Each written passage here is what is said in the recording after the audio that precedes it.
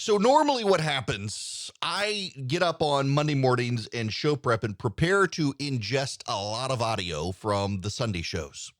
And it's worth relaying to you the information about the Sunday shows.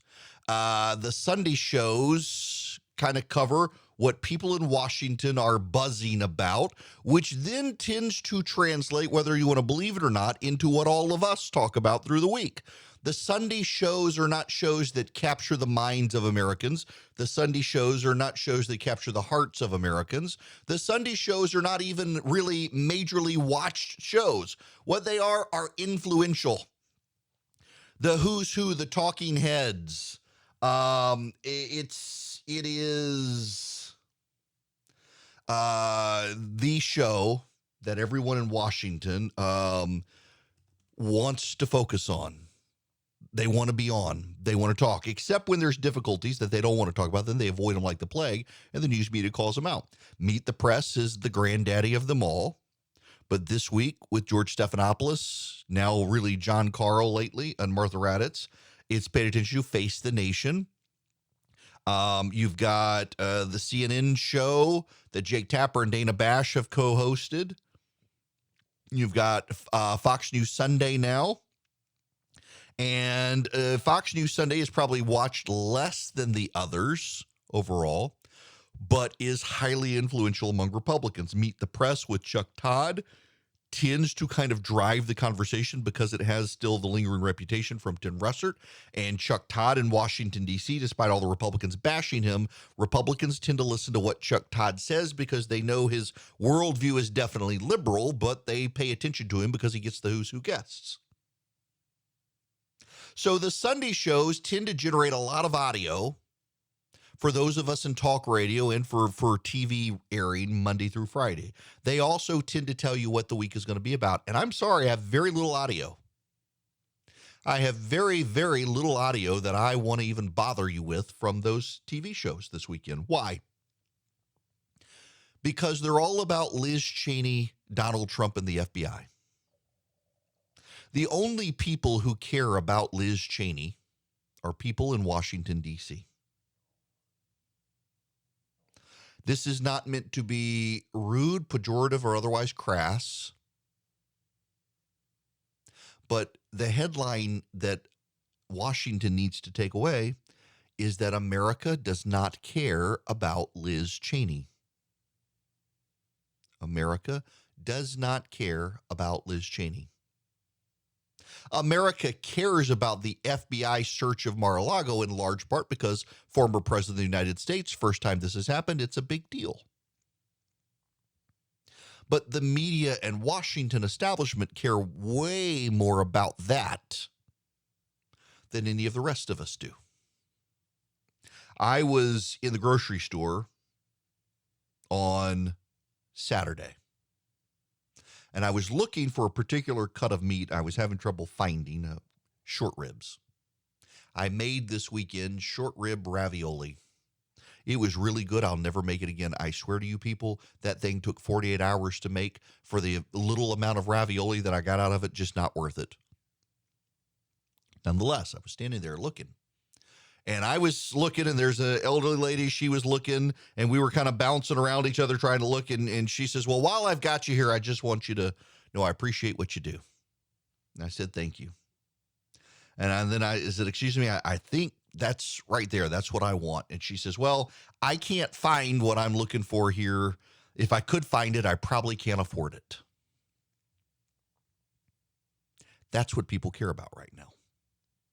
People care about the cost of living.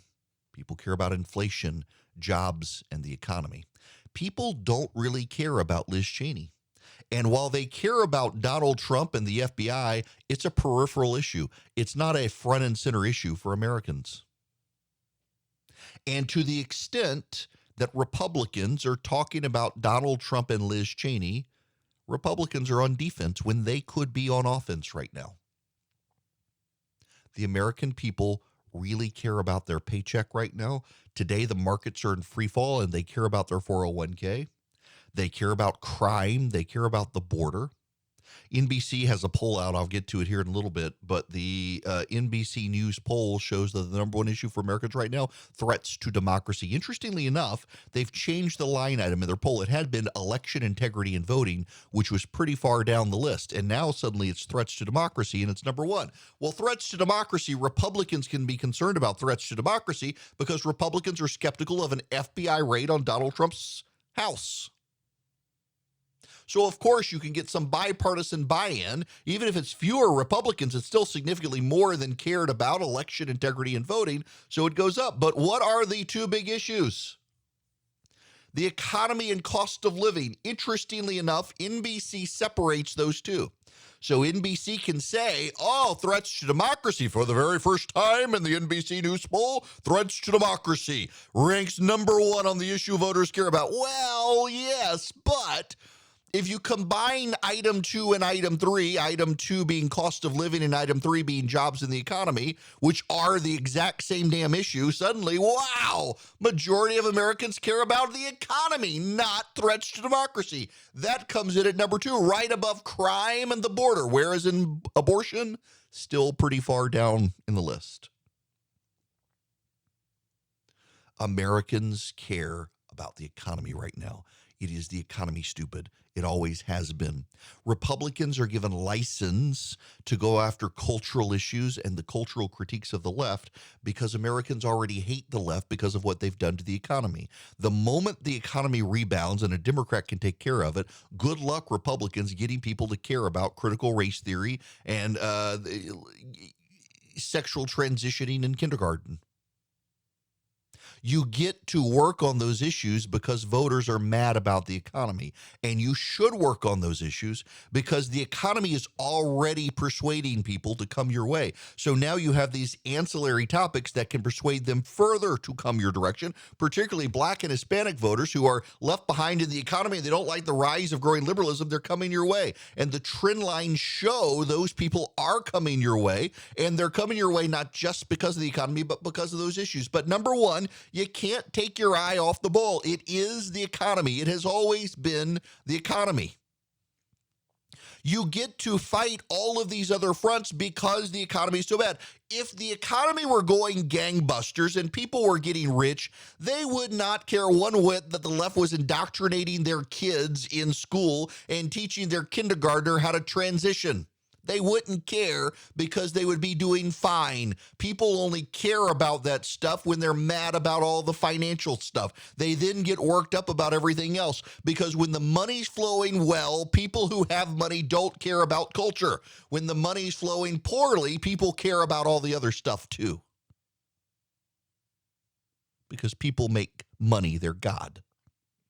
And when they don't have it, they suddenly are mindful of, why don't I have this money? It's the vengeful god of money. Look at all these other idols that the left has cropped up and pushing.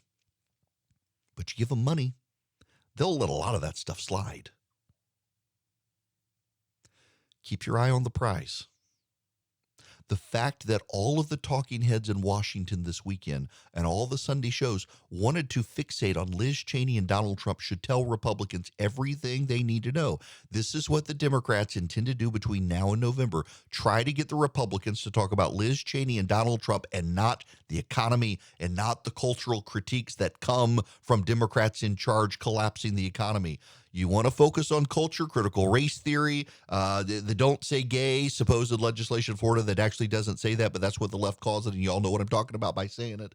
You want to focus on the culture critiques. You want to focus on the left-wing indoctrination in schools. You want to focus on the drag queen story hour. You want to focus on all that stuff. You've got to focus first on the economy and show the American public that not only have they tanked the economy, they're ruining culture as well. People will put up with a ruined culture so long as they can get rich in it. Now they can't get rich from the culture, so they're mad about everything. Start with the economy and pivot to the culture.